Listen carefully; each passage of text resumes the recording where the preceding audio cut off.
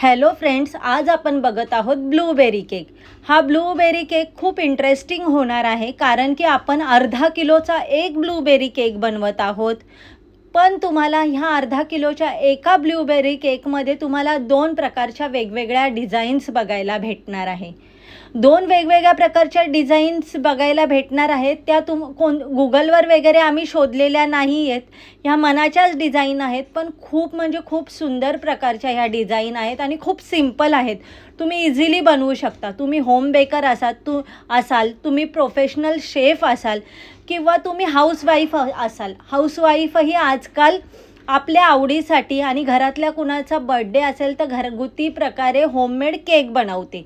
तर त्या तुम्हीही इझिली डिझाईन्स बनवू शकता. इतक्या इझी डिझाईन्स आपण बघणार आहोत आणि त्या 2 प्रकारच्या बघणार आहोत आणि खूप इझी आहे. असं नाही की तुम्ही फक्त हा ब्लूबेरी केकवरच त्या डिझाईन्स यूज करू शकता. तुम्ही इतर कुठल्याही फ्लेवरसाठी त्या डिझाईन्स यूज करू शकतात. तर चला आपण सुरुवात करूया फ्रेंड्स. तर सगळ्यात पहिल्यांदा व्हॅनिला बेस घेतला आहे आपण. तो 3 लेयर्समध्ये कट करून घेतला आहे. 3 लेयर्समध्ये कट करून झाल्यावर आपण त्याच्यावर शुगर सिरप टाकणार आहोत. शुगर सिरप टाकून झाल्याच्या नंतर आपण व्हिपिंग क्रीम लावणार आहे त्याच्यावर. व्हिपिंग क्रीम झाल्याच्या नंतर आपण आपलं ब्लूबेरी क्रश त्याच्यावर टाकणार आहोत. ब्लूबेरी क्रश टाकल्याच्या नंतर ते इक्वली स्प्रेड करून घेणार आहोत. स्प्रेड झाल्याच्या नंतर ते जे 3 लेयर्स होते ते एकमेकांवर एक ठेवून घेणार आहोत. एकमेकांवर एक ठेवल्याच्या नंतर ते लेयर्स त्याच्यावर शुगर सिरप पुन्हा ॲड करणार आहोत. शुगर सिरप आपण ॲड केल्यामुळे आपला केक सॉफ्ट राहतो, स्मूथ राहतो, त्याच्यामध्ये मॉइश्चर पकडतं. त्यामुळे केक ड्राय पडत नाही आणि खायलाही छान लागतो. जेव्हा केक ड्राय पडतो तेव्हा तो टेस्टला लागत नाही आणि केक रेडी झाल्याच्या नंतर थोड्याच वेळात त्याच्यावर क्रॅक्स पडतात.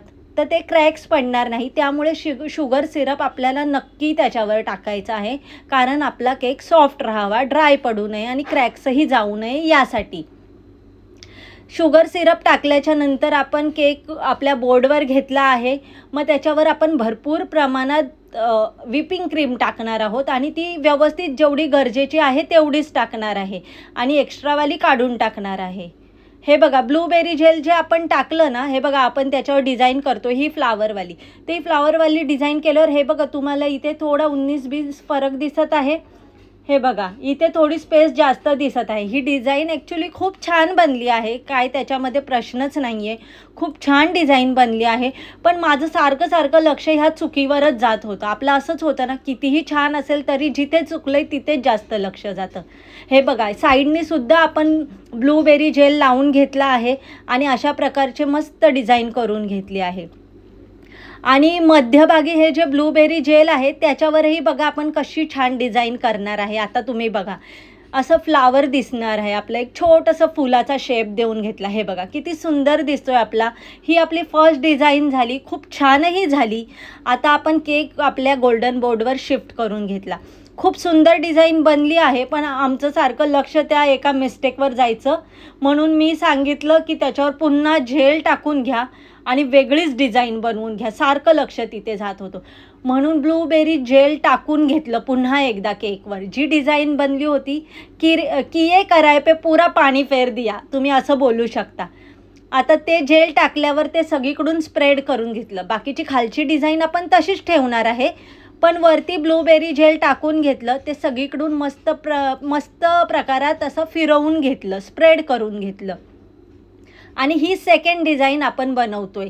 ही सेकंड डिझाईनही मनाचीच आहे, गुगलवाली नाही आहे.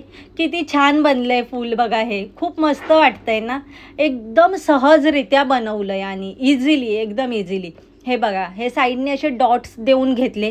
एकाच साईडनी हे डॉट्स देऊन घ्यायचे, कारण दुसऱ्या बाजूने मग आपल्याला नाव लिहायला स्पेस राहते, जागा राहते.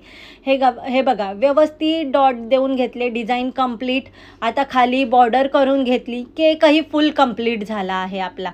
आता हे गार्निशिंग लावून घेतलं. 2 प्रकारचे गार्निशिंग लावले, हे फ्लावरवालं आणि हे दुसरे 2 मिनीवाले छान छान छोटे. आपला केक रेडी झाला आहे ब्लूबेरी. तुम्हाला कसा वाटला फ्रेंड्स नक्की सांगा.